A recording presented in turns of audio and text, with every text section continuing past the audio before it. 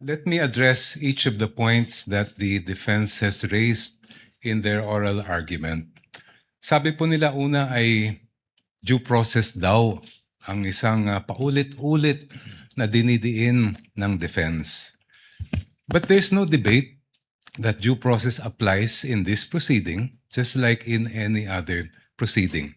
The real issue before this honorable court is, will the subpoenas that we are asking be issued by this court actually deprive the respondent of any form of due process? Ang aming paniwala po ay hindi.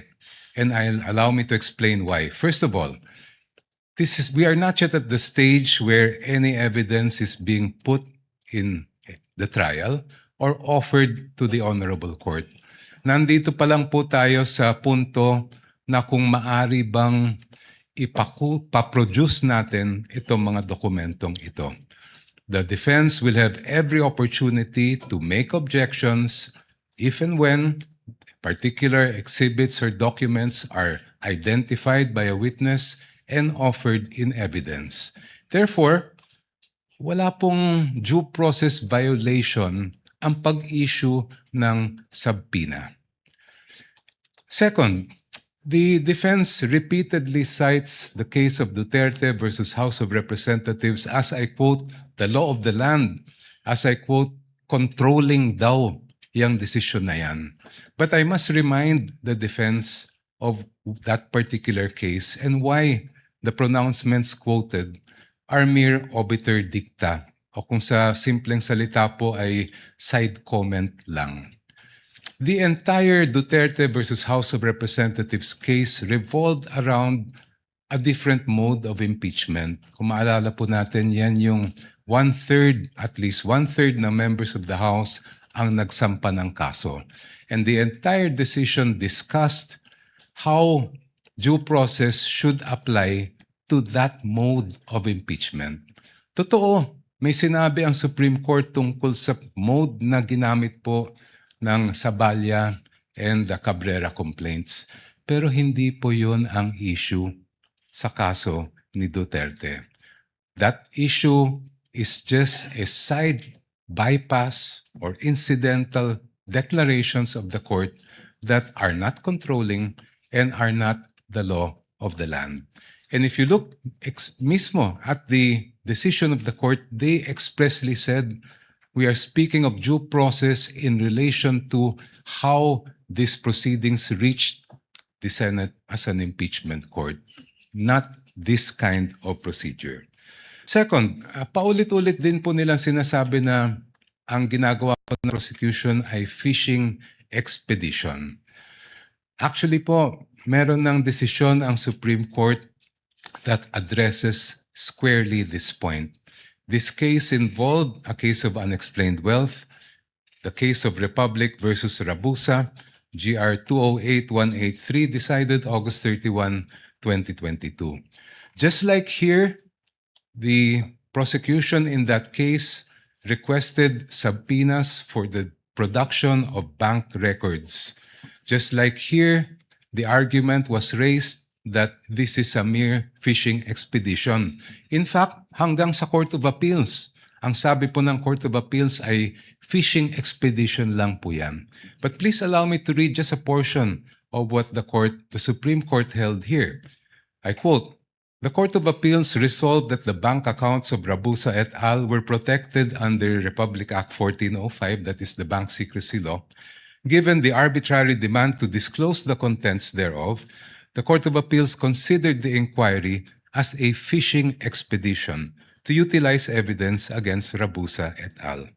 In the instant case, given that the court orders in the form of various subpoena duces tecum and ad testificandum all involve the forfeiture of unexplained wealth, the RTC was in error for not allowing petitioner to examine, inquire, and look into the subject accounts." I continue.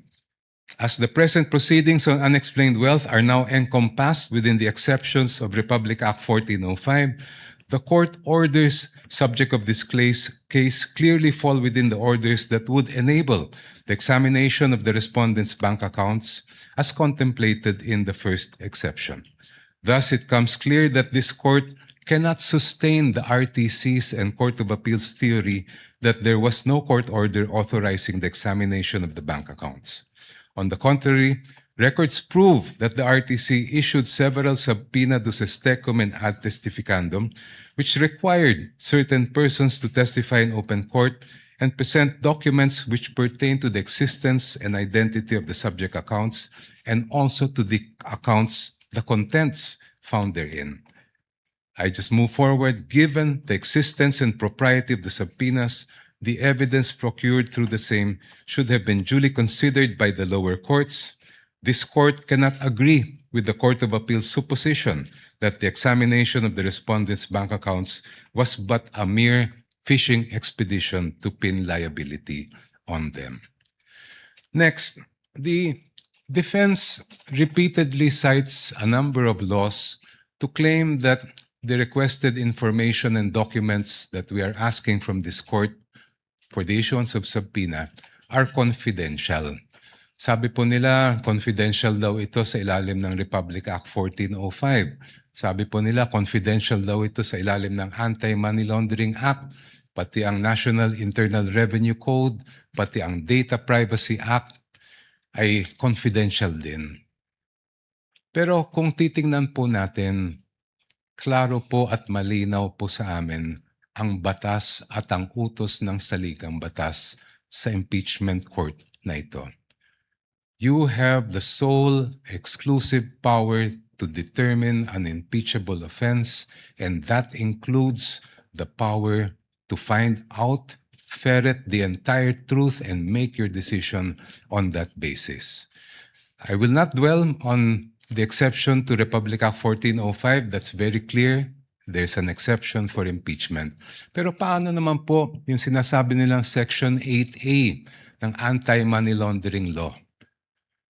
If you read that law, particularly that provision, it clearly refers to prohibiting leaks by members of the Anti-Money Laundering Council. It never was intended to short-circuit the impeachment process or limit the powers of this honorable court to find out the truth. Ganon din po ang nakalagay sa ating National Internal Revenue Code. Sabi po ng defense, there's nothing that allows these documents to be made public. I cite Section 71, NIRC. After the assessment shall have been made, I'll just move forward. The returns, together with any corrections, shall be filed in the office of the commissioner, and I quote, and shall constitute public records and be open to inspection as such upon the order of the President. And in fact, during the Corona impeachment trial, the President at that time did order, and that is why this court admitted the BIR documents.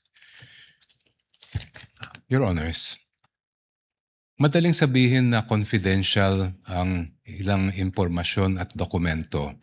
Madaling magturo ng batas. Pero ang hinahanap po ng impeachment court ngayon at sa mga susunod na araw, linggo at buwan ay ang katotohanan at ang layunin ay makamit ang pananagutan. Confidentiality, Your Honor, should not be the prevailing principle in this proceeding. Hindi po confidential ang katotohanan. Maraming salamat po.